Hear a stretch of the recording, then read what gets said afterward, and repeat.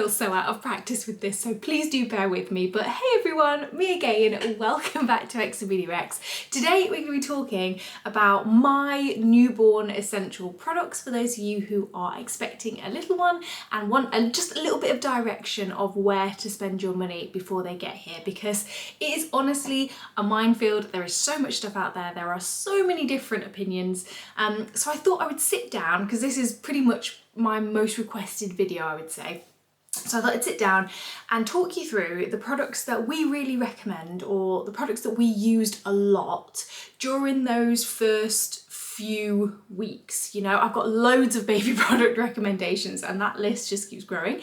But this is just for the things that we really used in that newborn period, the very fresh new stage. I'm filming in my office, which has become a bit of a baby paraphernalia dumping ground at the moment because I'm still not fully back to work, but yeah, I just thought I'd come on and do this video because this is the one that on Instagram everybody is asking for, and hopefully it will be quite useful. So I've got my little list here. I'm going to try and whiz through as quickly as I can. I've got my coffee and I hope you've got a pen and paper ready to write some of these down, but I'll leave them all in the information bar with some links as well. And then I'll try and whiz around the house after I film this and show you them in person. But some of them we have already sold on because these are literally just for the newborn period. So let's get stuck in. Okay, first thing I've written down is Sleepsuits, because I had loads of ideas of all these lovely outfits I wanted to put my newborn in, and in reality you're changing nappies so many times a day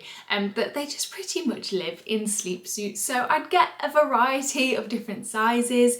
Don't worry if you haven't got exactly the right size. All of the supermarkets sell them. You can get them delivered next day. So if you don't get the right size, you're fine. What we did was we had like a range of, I can't remember the sizes they come in now, but maybe from like £8 upwards, because we thought we were going to have a gigantic baby, because both me and my husband were gigantic babies, but he was actually a little bit smaller than we thought. So I had a couple of like tiny ones that I bought on Vinted, like secondhand. And we actually ended up using those. I didn't think I was going to use them, but used them. So I had like a couple of tiny sizes, and then like the sort of £8 up sizes, and then you can just figure it out from there. But yeah, lots of sleepsuits because that's pretty much what they live in. Some of our favourite brands are Baby Mori. Really like those. They tend to stretch as well, so you get a good use out of them, and they just feel really nice on baby skin. And then the supermarket brands that I find tend to wash well are Asda and Sainsbury's, and also Tesco actually. Yeah, Tesco and H&M. They're like kind of like my baby clothes go-to. Oh, also we had some really lovely ones from Jojo Mammon, Bebe, but they are quite expensive, but they were really nice, and quite thick as well, so if you're going into the winter, that could be a good thing. But yeah, first thing on the list, sleepsuits, lots and lots of, and if you can get them with zips, even better. Trust me on the zips. The next thing that we also absolutely loved is our You in the Sheep. Is basically a soother thing essentially, and you can pop it near baby, obviously safe sleep guidelines, not in the crib, all of that jazz, but you can, I used to play it to the bump, so I think little man got used to the sound, but it basically has a red light on his tummy to mimic what baby would see in the womb with the light coming through your skin, and then it has like various different sounds, like a little heartbeat sound, a shushing sound, a heartbeat with a hoover actually, because babies like the sound of a hoover. Our baby doesn't hear the hoover very often, but he just seemed to like that sound, and there's like a lullaby and rain sounds and stuff, but we find that Ewan really works, so definitely get yourself a You in the Sheep. They just find it quite comforting, I think, especially very early on, although my little baby is having a nap right now with You in the Sheep on, so we honestly use him every single night. We have the deluxe version, which has a cry sensor on it, so when baby starts crying it kicks into gear. It works very well, but yeah, I just found that he just got a lot of comfort from You in the Sheep. So yeah, I feel like every baby needs one, and if you're looking at a gift to buy somebody as well for a new baby, You in the Sheep, always so good. Our next one I can't show you because this is one of the things that we've sold on because he's outgrown it sad times, but The Snuggle baby bath, we absolutely loved it, and we also bought the stand with it as well because I had a C-section. So leaning over the bath, impossible, absolutely impossible for a good few weeks. And then to be honest, like leaning over the back kills your back anyway. So yeah, we had the Snuggle baby bath on the stand. It was blooming brilliant. You literally just pop it in your bathroom and you can both stand there, full height, and bath your baby. Really, really good. We loved it. And then we ended up selling it on Facebook Marketplace and getting pretty much a lot of our money back. So they retain their value, they hold their value, and really, really worthwhile. And yeah, if you're having a C-section, 100% recommend the stand. You don't have to have the stand with it, but really just save your back. Next thing is baby safe hand sanitizer, or like a gentle kind of hand sanitizer. We used to get some from Milton, but we're struggling to get hold of it, so I don't know if they're discontinuing it. I'll try and have a look and see what I can find. I know the Pura one is quite good as well. But when people are coming to visit baby, you want to make sure their hands are clean. Obviously you can go and wash them and stuff, but having a little baby safe hand sanitizer is good to have in the house because you're getting lots of visitors, you're getting lots of people who want to hold baby, and you can just quickly go, oh, would you mind just sanitizing your hands? We found it super, super useful. Got them everywhere, on the changing mat, we got them in the changing bag, we've got them in the car, everywhere. You will use them, and it's something that, it's not a glamorous product, but it's something that is very, very handy to have when you've got a newborn.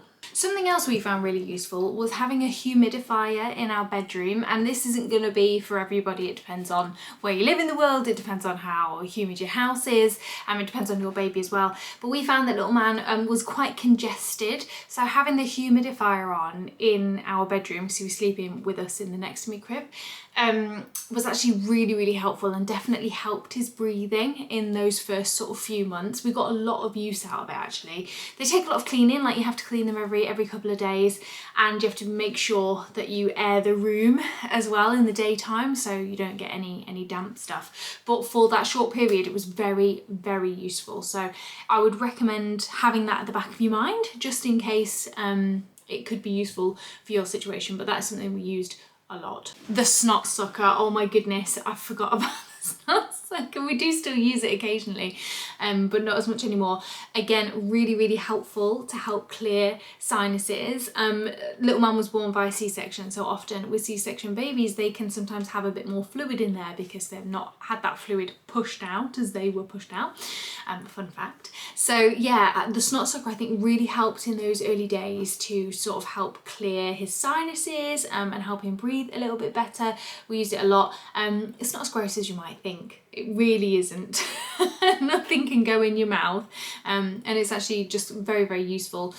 We did try one of the pipette ones, just couldn't get on with them. The snot sucker really is very, very good. So I'd highly recommend it with the saline solution as well. I feel like the saline solution makes it work well, you know. On its own it's a little bit tricky to get to grips with the saline solution, and then the snot sucker, brilliant. Again, I will leave a link to those down below. What else? Oh, our Moses basket. So we do have the Tutti Bambini Next to Me cot, which is brilliant. He's sleeping in it just now. He's only just starting to grow out of it, I would say, at around 6 months. So he'll be moving into his big boy crib soon, which is, I'm not ready. Can't believe 6 months. Oh my God, seriously. Anyway, yes, but we had this beautiful Moses basket from Claire de Lune, and we found that we used that a lot, especially in that newborn period, because I think the Next to Me crib, it seems silly now because he's so big in it, but he was tiny in the Next to Me crib, and I think it just felt a bit big for him and he got a little bit nervous. So having him in a Moses basket that was just a bit more contained and a bit like closer around him, he slept so much better in there for like the first month. So whether you're and ahhing over whether to get a Moses basket, for us it was well worth it. We had the lovely rocking stand as well, so that was quite nice, and it was good because you can move it around the house. So like he would sleep in it in the living room with us when we were watching telly during the day, at night time as well before we were ready to go to bed. It was super useful in those early days, and he's grown out of it now, unfortunately, but they are so beautiful, the ones from Claire de Lune, that we're actually going to use it in his nursery to put books in and put toys in, so you'll still definitely get use out of it. Obviously you could sell it on and make some money back, but we're going to keep it because it just looks so lovely, and yeah, just have his little books and his cuddly toys in it when we've got some space in the nursery. Oh, a red light or a red light bulb for your room. Basically, red light is the opposite of blue light on the spectrum, and blue light keeps you awake, so red light helps you stay sleepy. So when little man was waking up in the middle of the night, we had our hive bulb, because we've got all the hive coloured bulbs, but you don't have to get hive ones obviously, but yeah, we got the hive coloured bulb set to red, so when I was feeding in the night time, I would have the red light glowing on him, and it would help sort of keep him sleepy. The problem we had in the first month, I would say, is keeping him awake.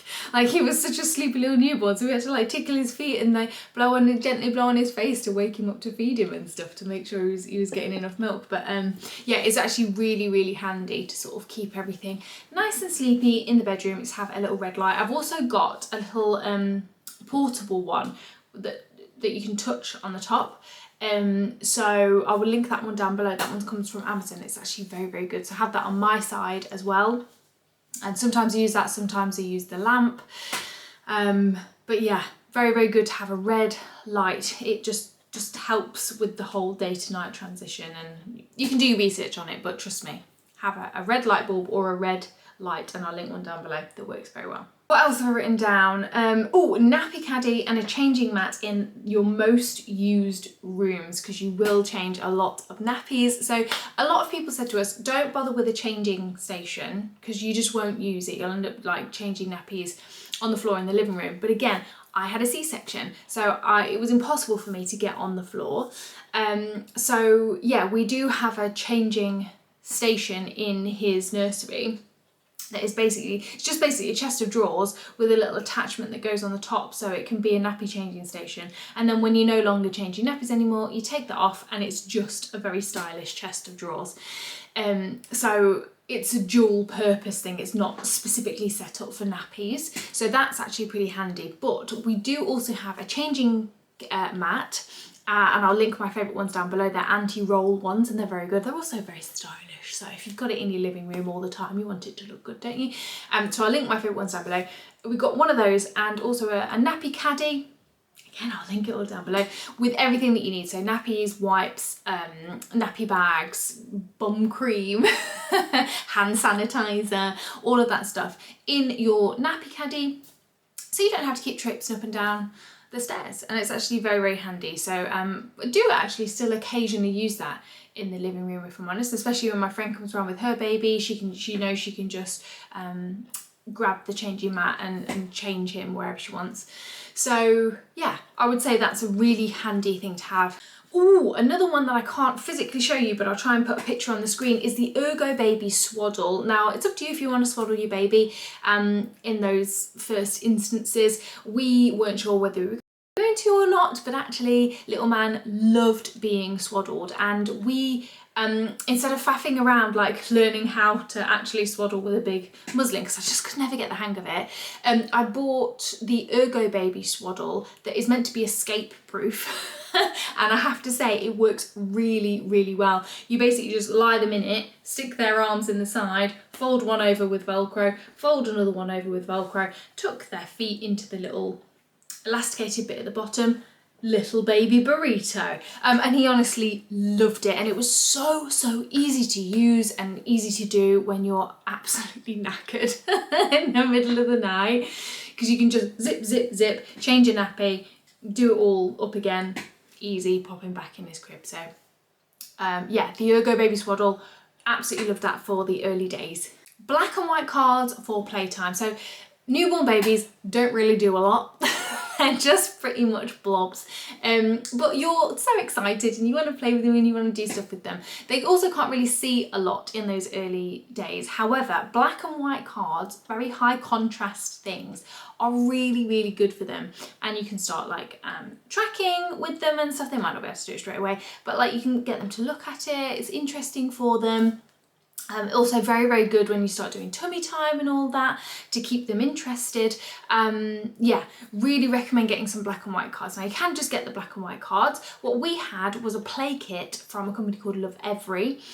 They sent us their first, I think it's called the Looker kit, and it's full of like toys, baby sensory toys from 0 to 3 months, I think.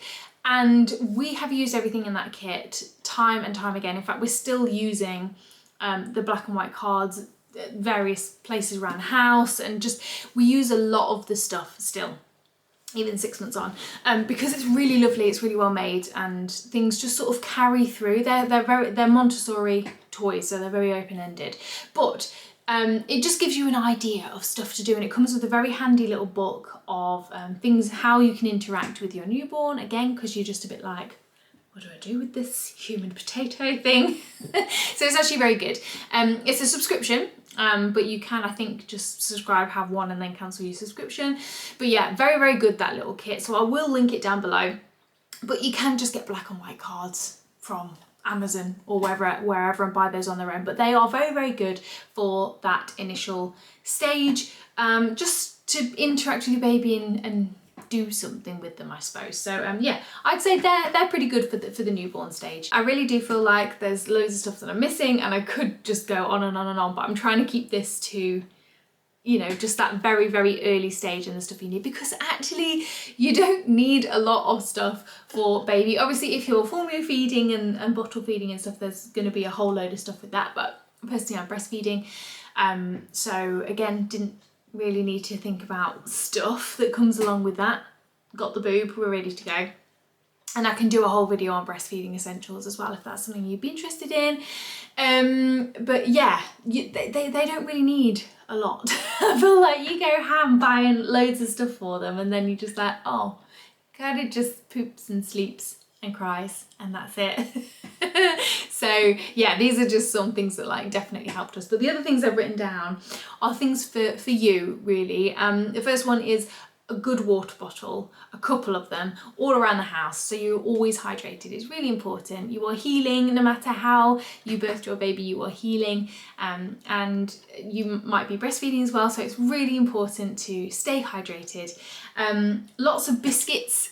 Biscuits became a big thing for us in that stage, just something nice to snack on. And also like easy, like ready prepped meals. You can either batch cook, put them in the freezer, get somebody else to cook for you and bring some meals round, or just grab some ready meals from the supermarket, and just easy prep food, because time just disappears when you have a newborn. You literally blink and you lose like 3 hours, and the last thing you want to do is be cooking really complicated meals. So yeah, easy to grab food, and lots of water. That's it. I'm going to stop there because I feel like I could just keep going and going, and there's definitely going to be something that I've forgotten, but I hope this video was helpful in some way. If it was, please do leave me a comment down below, let me know, even if it's just a heart emoji, let me know that somebody's watching. And yeah, if you want to see me stumble through the world of motherhood, not really knowing what I'm doing, you can come and follow me on Instagram at xameliax, and click subscribe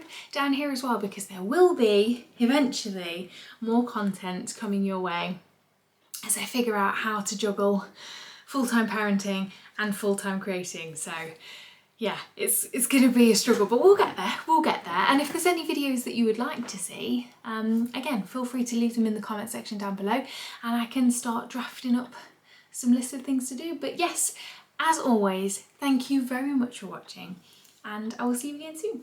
Bye!